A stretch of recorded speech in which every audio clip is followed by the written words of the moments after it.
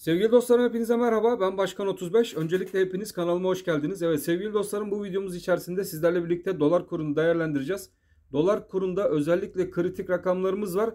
Bu kritik rakamlarımızın hangi seviyelerden geçtiğini burada sizlerle birlikte yorumlamaya çalışacağız. Öncelikle burada anlattığımız hiçbir şey yatırım tavsiyesi niteliğinde değildir. Sadece benim kişisel öngörülerimi yansıtmaktadır. Buradaki verilerden faydalanarak kendinize yatırım yapmanız sizin zarar görmenizi neden olabilir. O yüzden videoları değerlendirirken arkadaşlar sizler birçok kişiden faydalanıp en son kararı kendiniz vermelisiniz. Evet sevgili dostlarım dolar TL kuruyla başlayalım. Dolarda öncelikle haftaya damgasını FED vurdu. FED'in yapmış olduğu tutanaklardaki açıklamalar neticesinde dolar TL'de tekrardan yukarı yönlü bir seyir sizlerle birlikte izledik.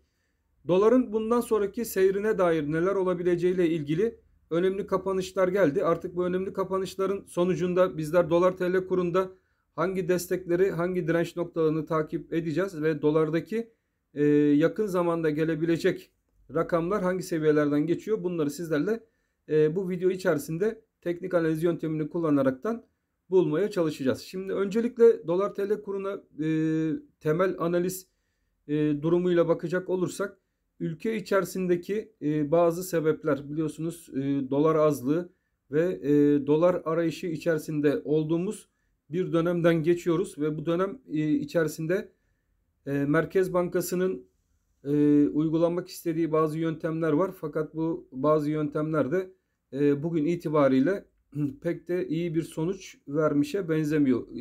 Biliyorsunuz döviz korumalı TL mevduat hesapları Merkez Bankası tarafından piyasaya sürüldü. Buraya katılımlar oldu fakat bu katılımlar neticesinde gene sonuca baktığımız zaman döviz tevdiat hesaplarında bir artış olduğu gözlemlenmekte. Fed'in şahin açıklamalarının ardından dolarizasyon dünya genelinde de artabilir arkadaşlar. Çünkü Mart ayı itibariyle Fed doları artık kendi ana vatanına doğru çekmek isteyebilir. Bu neticeden dolayı da faiz artışlarına gideceği yönündeki tutanaklarda söylemler mevcut. Omikron'un ve Covid-19'un etkilerinin ilerleyen günlerde daha da azalacağı yönünde Fed'in öngörüleri var. Fed üyelerinin diyelim öngörüleri var.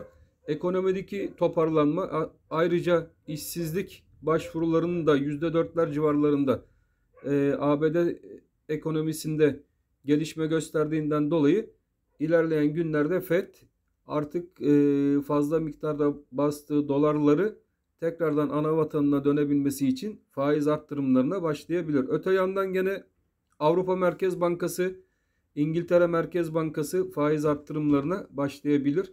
Bu da TL bacaklı dolar olsun, euro olsun, sterlin olsun bu tür enstrümanların arkadaşlar daha da güçlenmesi anlamı taşıyacaktır. Önümüzde Mart'a kadar bir süreç olacak mı yoksa Fed elini hızlı tutup Ocak ayında faiz artışlarına başlayabilecek mi? Bu kararları alabilecek mi? Yakından takipteyiz. Yalnız bu son tutanaklardan çıkan sonuçlara baktığımızda dolar TL kurunun daha da güçlenebileceği yönünde sinyallerimiz var.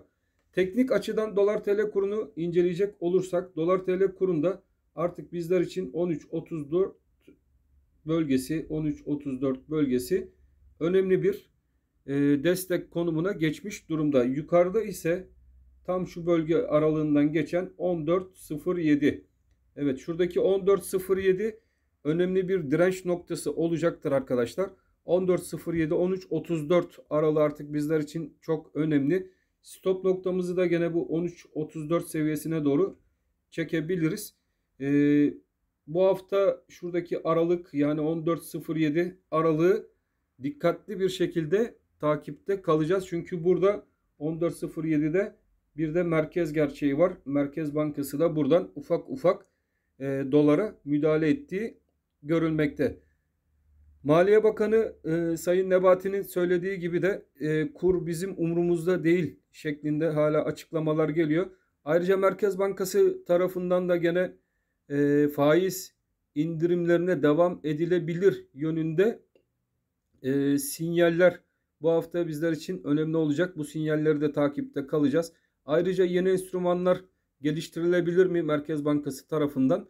Bunları da takipte kalacağız. Ama son durum itibariyle dolar TL kurundaki kapanışa baktığımız zaman dolar TL kurunda yükselişin ufak ufak da olsa yatay bir seyirde yukarı yönlü devam edeceği şeklinde bir yorum yapabiliriz. Tabii bu yorumumuzu yaparken de Merkez Bankası'nın atraksiyonlarını takipte kalacağız ve 13.34 bölgesi bizim için önemli takip edilecek bir stop bölgesi şeklinde kalacak.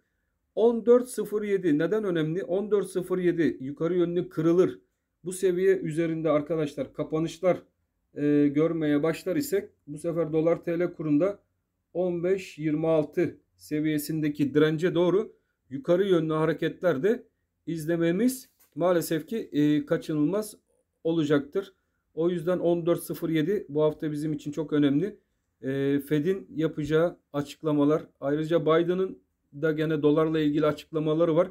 Biden da gene faizlerin arttırılmasını istiyor. Bununla ilgili son konuşmaları var.